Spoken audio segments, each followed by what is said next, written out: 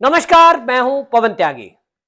दिल्ली शराब घोटाले में अरविंद केजरीवाल ईडी के सम्मन को इग्नोर करते जा रहे हैं। जो ईडी का सम्मन है उस पर ही सवाल उठाते हुए बल्कि ईडी के डायरेक्टर को पत्र लिख दिया और यह कह दिया कि यह सम्मन जो है ये लीगल है और इसके बारे में मुझे यह बताया जाए कि मुझे किस हैसियत से बुलाया जा रहा है। जब तक आप ये नहीं बताएंगे मैं सहयोग कैसे करूंगा, मैं सहयोग करने को तैयार हूं। दूसरी तरफ अरविंद केजरीवाल प्रेस कॉन्फ्रेंस करते हैं, उनकी मंत्री आतिशी मार्लेना प्रेस कॉन्फ्रेंस करती है, सौरभ भारद्वाज प्रेस कॉन्फ्रेंस करते हैं और सीधा ईडी पर आरोप लगाते हैं, मोदी सरकार पर आरोप लगाते हैं कि ये मोदी के इशारे पर हो रहा है, हमें परेशान किया जा रहा है। केजरीवाल तो ये कहते हैं कि ये पिछले कई साल से हमारे पीछे पूरी एजेंसी लगा रखी है क्योंकि हम मोदी की रथ यात्रा को रोक सकते हैं, ये हमसे डरे हुए हैं। इस तरह का एक नैरेटिव बनाया जा रहा है। अब सवाल ये उठता है कि अगर अरविंद केजरीवाल और उनके मंत्री, उनके प्रवक्ता बार बार मीडिया में आकर के ये कह रहे हैं कि हमारे ऊपर कोई आरोप नहीं है, हम तो निर्दोष हैं, ये केस फर्जी है, शराब घोटाले के पैसे मिले ही नहीं है, ये बातें बोल रहे हैं। हालांकि इस मामले में जैसे ही ईडी की कोई कार्रवाई होती है, भारतीय जनता पार्टी के प्रवक्ता मीडिया में आकर के पलटवार करते हैं, वो उत्तर भी रखते हैं। लेकिन मेरा एक सवाल है कि ईडी ने क्यों नहीं अपना कोई एक प्रवक्ता नियुक्त किया जो जितने भी ये नेता इस तरह का सवाल ईडी पर उठा रहे हैं, एक पूरे देश के अंदर ही नहीं दुनिया में एक आशंका पैदा हो रही है, ये नेता अपने स्वार्थ में आरोप लगा रहे हैं, अपने आप को निर्दोष बता रहे हैं और दुनिया ये देख रही है कि भारत में जो मोदी सरकार है वो एजेंसियों का दुरुपयोग कर रहे हैं। अब चाहे राहुल गांधी हो, चाहे ममता बनर्जी हो, फिर विपक्ष के जितने नेताओं का नाम लीजिए, इनका एक सूत्री कार्यक्रम है कि एजेंसियों का केंद्र सरकार दुरुपयोग कर रही है। अब वो कोर्ट में केस जाता है, कोर्ट में क्या कार्रवाई चलती है वो मीडिया में थोड़ी बहुत लीक होती है, लेकिन क्या यह उचित नहीं होगा कि ईडी का अपना एक प्रवक्ता हो या कोई एक अधिकारी बाकायदा जब उन पर कोई आरोप लगे, और आरोप लगे या नहीं लगे, जो भी वो कार्रवाई किसी कार्रवाई में बड़े नेता के खिलाफ कर रहे हैं, क्योंकि भाई आम आदमी की तो ताकत है नहीं। आम आदमी, कोई उद्योगपति अगर ईडी उस पर कार्रवाई करती है, अगर उसको नोटिस देती है, भाई साहब वो भागा भागा चला आता है। अगर उसको ईडी कार्यालय में 11 बजे का टाइम दिया है, आम आदमी तो इतना दहशत में होता है कि 10 बजे ही पहुंच जाता है, साहब मैं आ गया, क्या पूछना है। लेकिन इस देश में जो पॉलिटिकल पार्टियों के लीडर हैं, ये हम देख रहे हैं मोदी सरकार के आने के बावजूद भी मुझे नहीं दिख रहा कि कोई बड़ा नेता जेल के अंदर बंद हुआ। और ये पूरे देश में एक चर्चा का विषय है कि क्या ये न्याय प्रणाली की वजह से है, देश के लचर कानून व्यवस्था की वजह से, किसी की भी कमी हो, आखिरकार जो जनता है देश की वो इस मजाक को देख रही है कि आरोप लग रहे हैं, फिर उस आरोपों में केंद्र सरकार को घेरा जा रहा है और कहा जा रहा है कि मोदी हमसे डर गया और ये मोदी हम ईडी और इनका दुरुपयोग हो रहा है। कोई जवाब देने वाला नहीं है। मतलब एक भ्रम की स्थिति पैदा हो गई है। वो भ्रम की स्थिति विपक्ष का तो काम है पैदा करना। भाई तेजस्वी यादव को अगर पकड़ने के लिए ईडी जाएगी, वो सम्मन पे आता है, नहीं आता। ममता बनर्जी के कई सारे मंत्रियों को, कई सारे नेताओं को ईडी ने बुलाया, सीबीआई ने बुलाया, उन्होंने भी आरोप लगा दिया और वहां तो देखिए हमला कर दिया जानलेवा। अरविंद केजरीवाल को 3 सम्मन दिए गए, वो तीनों सम्मन पर नहीं गए। मर्जी, कह रहे किसी के बाप में हिम्मत हो तो कर लो गिरफ्तार। मतलब सीधी चुनौती है कि आप चाहो करके दिखाओ, क्योंकि आप गिरफ्तार करोगे, नैरेटिव चलाएंगे, ये सड़कों पे उतरेंगे, ये पूरे देश में प्रदर्शन करेंगे और कहेंगे कि हम तो कट्टर ईमानदार हैं जी, हमने तो कोई बदमाशी करी नहीं है, हमने तो 1 रुपए का भ्रष्टाचार नहीं किया। केजरीवाल जी प्रेस कॉन्फ्रेंस करते हैं, मीडिया में आकर कहते हैं कि हमारी तो ताकत ही है हमारी ईमानदारी, और मोदी हमको नाहक परेशान कर रहे हैं, ईडी हमें फर्जी केस में फंसा रही है। तब क्या सरकार की जिम्मेदारी नहीं है, क्या ईडी की जिम्मेदारी नहीं है कि वो इस बात का स्पष्टीकरण दे? और पूरा देश जानना चाहता है कि अगर आपके पास कोई सबूत है तो भाई देश को क्यों नहीं बताते? क्या आप कोई सेटिंग कर रहे हैं? क्या आप कोई राजनीतिक खेल कर रहे हैं कि केजरीवाल को सम्मन भेज दिया, अब हम इंतजार कर रहे हैं, देश पूरा देख रहा, हाँ आज गिरफ्तार होगा भाई, तीसरा सम्मन गया है, तीसरे के बाद तो होता ही। भाई कानून के जानकार बता रहे हैं कि ईडी के कानून कितने भी सख्त कर दिए, पर ईडी को कोई पावर नहीं है कि वो कॉलर से पकड़ के उठाकर रात को ले आए जैसे कि पुलिस ले आती है, क्योंकि वो आर्थिक अपराध है, अधिकार नहीं दिए गए। संजय सिंह को पकड़ के ले गए, वो क्या है पूछताछ करा, ठीक है ले गए, अब उनके पास पुलिस भी नहीं होती, हमने देखा है, केंद्रीय सुरक्षा बल भी अब दिए हैं केंद्र मोदी सरकार ने। अब सवाल यह है जो केजरीवाल बार बार सवाल उठा रहे हैं, मैं आपको बताऊंगा कि सुप्रीम कोर्ट की क्या टिप्पणी है, और वो सुप्रीम कोर्ट की वेबसाइट पे भी पड़ी हुई है, जहां ये आबकारी नीति घोटाले की जांच मनीष सिसोदिया जो जेल में बंद है, उसकी जमानत याचिका नहीं हो रही है, उसमें जो सुप्रीम कोर्ट में ये पूरा जिरे हुई है, उस पर जो सुप्रीम कोर्ट ने कहा है वो आपको समझना चाहिए, जिससे ये पता लगेगा कि ये आम आदमी पार्टी के जो नेता और केजरीवाल ये कह रहे हैं कि पैसा तो कहीं मिला ही नहीं है, एक सवाल ये उठा रहे हैं, दूसरा कह रहे हैं घोटाला तो कुछ हुआ ही नहीं है, तीसरा ये कह रहे हैं कि अरविंद केजरीवाल कह रहे हैं मैं तो कहीं हुई ही नहीं, मुझे किस हैसियत से बुला रहे हैं। तो जो वेबसाइट है उस पर जो पूरी टिप्पणियां पड़ी हैं इस बारे में मैं आपको बताता हूं। सुप्रीम कोर्ट की टिप्पणी क्या है? सुप्रीम कोर्ट ने कहा कि सुप्रीम कोर्ट ने सरकार के जो वकील हैं उनसे पूछा, वो अभिषेक मनु सिंह भी हैं, कि सरकार ये बताए कि उन्होंने जो व्यापारियों का कमीशन 5% था उसको बढ़ाकर 12 क्यों किया। इस पर केजरीवाल सरकार की तरफ से जो वकील प्रस्तुत हुए अभिषेक मनु सिंह भी, वो कहते हैं साहब 5% था, फिर उसको 12 कर दिया। क्यों कर दिया? क्योंकि हमने लाइसेंस की फीस बढ़ा दी। पहले 50 लाख जो फीस थी लाइसेंस की, उस 50 लाख को बढ़ाकर हमने 5 करोड़ कर दिया, जिससे हमें राजस्व वन टाइम ज्यादा मिला और इसलिए हमने उनका कमीशन बढ़ा दिया। तब ये बाकायदा वहां जो ईडी की तरफ से प्रस्तुत वकील हुए उन्होंने बताया कि जो ये कह रहे हैं कि हमने लाइसेंस की फीस बढ़ा दी, 50 लाख से 5 करोड़ कर दी, इससे सरकार का फायदा हुआ, तो वो बता रहे हैं कि आप देखिए ये जो फीस इन्होंने बढ़ाई है 5 करोड़ की, उससे जो पैसा सरकार को मिला वो मिला 75 करोड़।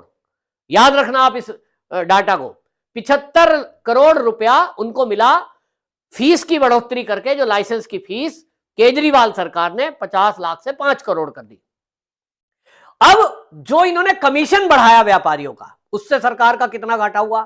पहले था 5%, बढ़ा दिया 12% कर दिया। 7% बढ़ाने मात्र से 338 करोड़ रुपए का सरकार को जो राजस्व मिलना था वो नहीं मिला, यानी सरकार को घाटा हुआ। तब सुप्रीम कोर्ट ने पूछा कि भाई आपने जो कमीशन बढ़ाया व्यापारियों का, उनका तो फायदा हुआ, सरकार को 338 करोड़ का घाटा हुआ, आप कह रहे हो 5 हमने फीस बढ़ा दी थी। अरे भाई फीस से तो 75 करोड़ रुपए आए और आपने उनको दे दिए 338 करोड़, इसका मतलब सीधा घोटाला। अगला सवाल कि भाई ये पैसा गया कहां? भाई वो भी यही कह रहे हैं मनीष सिसोदिया के वकील कोर्ट में, साहब पैसा तो मिला ही नहीं। इस पर ईडी के वकील ने बताया कि पैसा क्योंकि चुनाव में खर्च कर दिया, सारा पैसा कैश में है, अकाउंट में पैसा लिया ही नहीं गया क्योंकि रिश्वत का है। और दिया किसने? तो वो उन्होंने बता दिया कि जो विजय नायर नाम का आदमी है वो मनीष सिसोदिया और केजरीवाल का खासम खास है, विश्वास पात्र है, और उस व्यक्ति से फेस टाइम पर बात कराई गई समीर महेंद्रू की।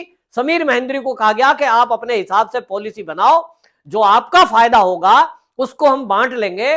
तो केजरीवाल ने विजय नायर के फोन से समीर महेंद्रू को कहा कि विजय नायर मेरा आदमी है, ये मेरा विश्वास पात्र है, जो ये कहे वो कर दो।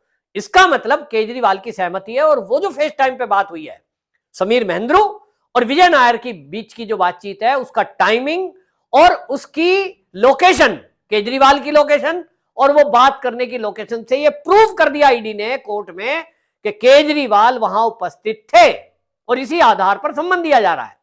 तो केजरीवाल भी ये समझ रहे हैं कि उन्होंने जब ये चीजें कलेक्ट करी होंगी तो उनको ये पता लग ही गया होगा कि विजय नायर के फोन से भले ही बात हुई हो, फेस टाइम पे भले ही बात हुई हो, केजरीवाल ने जो शब्द कहे हैं कि ये मेरा ही आदमी है, ये काफी है बताने के लिए। और जो पैसे बटोरने का काम है वो विजय नायर ने किया और विजय नायर ने वो कैश उठाया और कहां दे दिया? वो जो है पॉलिसी बनाई गई उनके हिसाब से। और पॉलिसी कौन सी बनानी है आप देखिए कि वो पॉलिसी मेकर कौन थे? कंपनी के ओनर।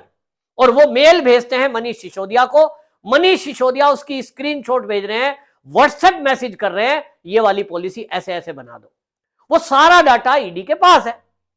इनका जो सिस्टम था यानी कंप्यूटर ऑफिस का, इसीलिए मनीष सिसोदिया का ऑफिस आपने सुना होगा जब रेड हुई थी शुरू में, वहां से कंप्यूटर लेके गई थी सीबीआई और कंप्यूटर से वो चीजें मिली हैं कि ये जो है मेल भेजा गया। और वो मेल कहां भेजा? आप पॉलिसी बना रहे हैं और पॉलिसी बना करके लीक करके दे रहे हैं शराब व्यापारियों को। इसका मतलब शराब व्यापारियों का सीधा दखल था, उन्होंने जो कहा सरकार ने वो किया।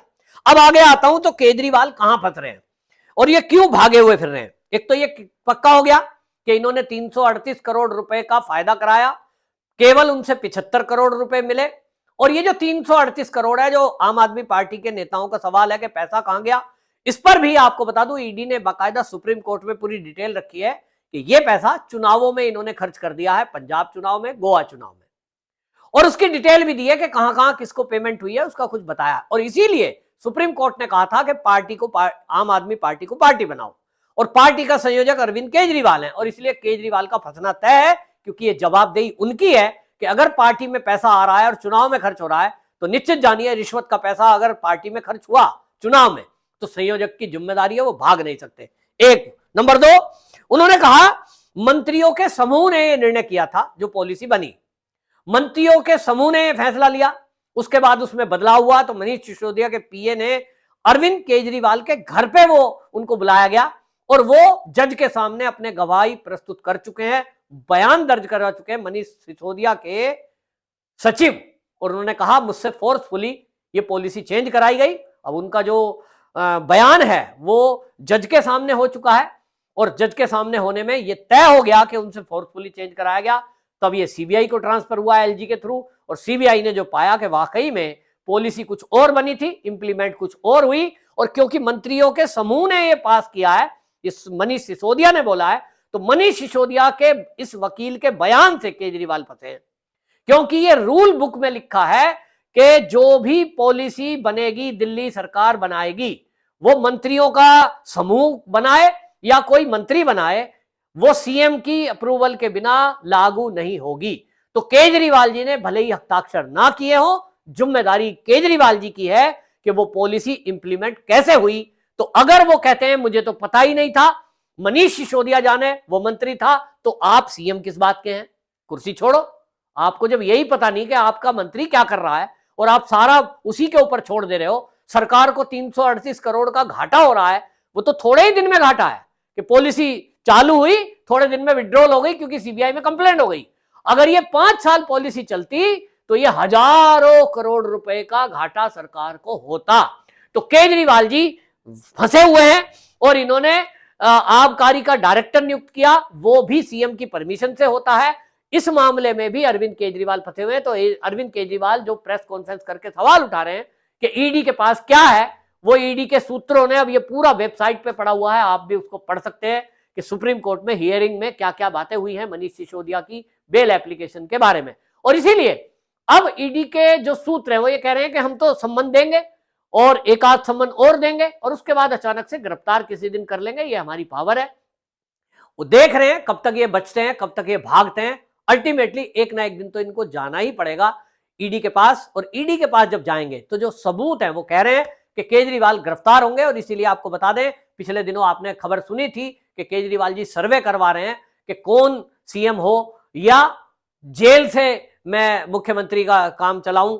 लेकिन अब इस मामले में सर्वे कुछ भी हो, जो अंदर की खबर है वो ये आ रही है कि अरविंद केजरीवाल जी अब फंसते दिखाई दे रहे हैं। तो वो जो है जेल जाने के पहले वो अपनी पत्नी को सीएम की कुर्सी सौंप सकते हैं, क्योंकि अब एक खबर आ गई है कि स्वाति मालीवाल का नाम चल रहा था कि उसको सीएम बना सकते हैं, लेकिन स्वाति मालीवाल को अब सुनने में आ रहा है कि वो राज्यसभा का सदस्य बनाकर राज्यसभा में भेज रहे हैं।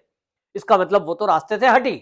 अभी आतिशी मार लेना बचती है, वो भी बहुत विश्वास पात्र है, लेकिन पत्नी और आतिशी मार लेना, अगर दो में हम देखेंगे तो अरविंद केजरीवाल की जो खास होगी, जो विश्वास पात्र होगी, जो जमानत कराने से लेकर और सजा में उनको छुटाने में पूरी ताकत लगा सकती है, वो तो पत्नी हो सकती है। देखना होगा अरविंद केजरीवाल क्या करते हैं। लेकिन इतना तो तय है कि ईडी अपनी तैयारी कर चुकी है, पूरा जवाब तैयार कर चुकी है इनके पत्र का, और सुनने में आ रहा है कि जो अगला संबंध, चौथा संबंध दिया जाएगा उसके साथ केजरीवाल के पत्रों का जवाब भी ईडी तैयार कर रही है। वंदे मातरम।